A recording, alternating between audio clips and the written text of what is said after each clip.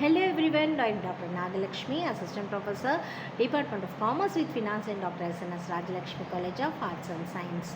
I am here to explain a concept, break-even analysis, in the unit break-even analysis in the course Cost and Management Systems. Now we are into the content. Break-even analysis. It is a financial tool used to find out the point where the business does not make a profit and does not incur a loss.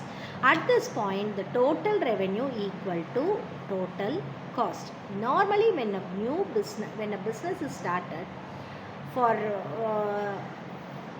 3 to 5 years maximum, the company cannot earn profit. If it comes to a point called as break-even point, then the company will start improving. So that point where the company will not make a profit or it will not incur a loss. So that means the total revenue equals to total cost. That is said to be break-even analysis. It is a financial tool used by the management to see what is the position of the company. Now we are going to see the meaning. Break-even analysis helps a business determine the minimum level of sales needed to cover all costs.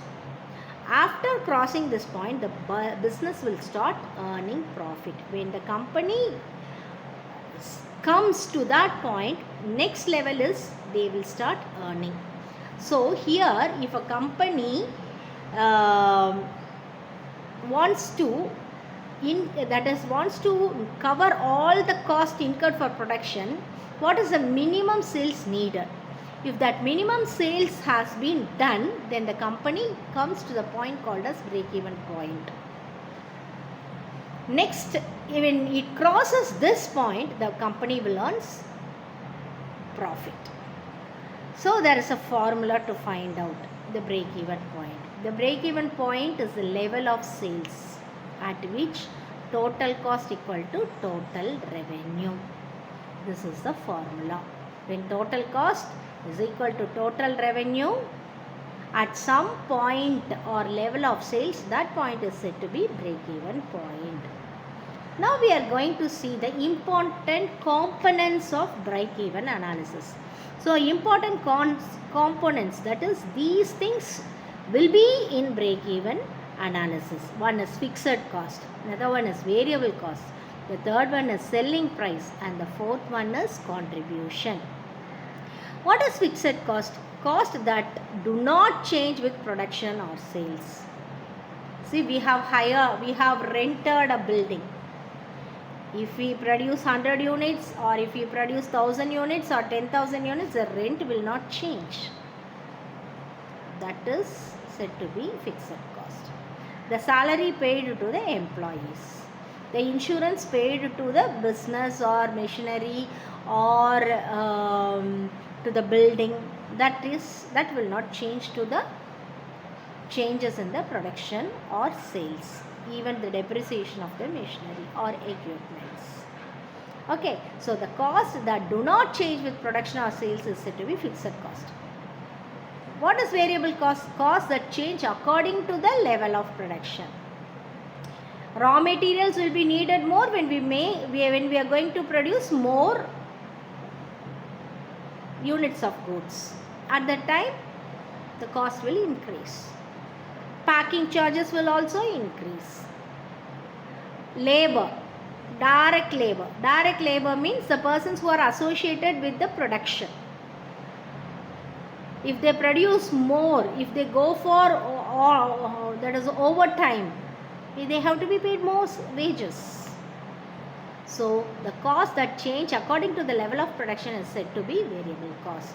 What is selling price? The price at which the product is sold to the customers. Cost plus profit is equal to selling price.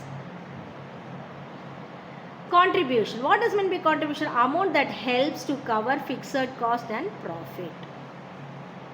So some amount that needs to cover the fixed cost and profit, that is said to be contribution.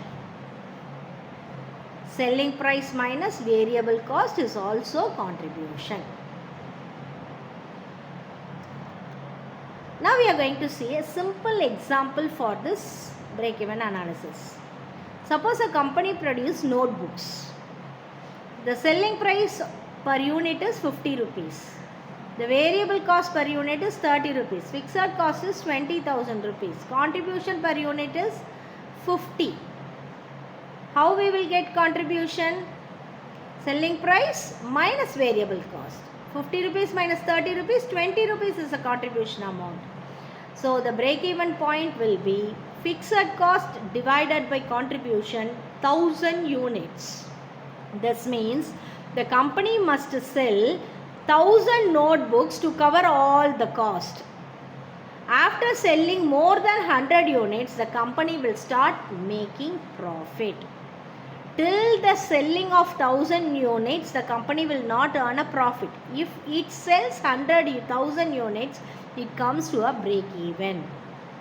That is no profit, no loss.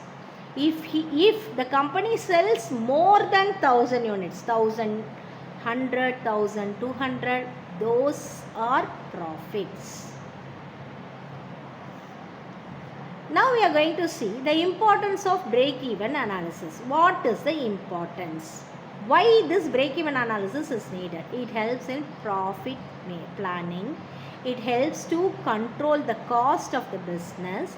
It helps in pricing decisions, helps in business decision making, and it helps to show the minimum sales required to avoid loss.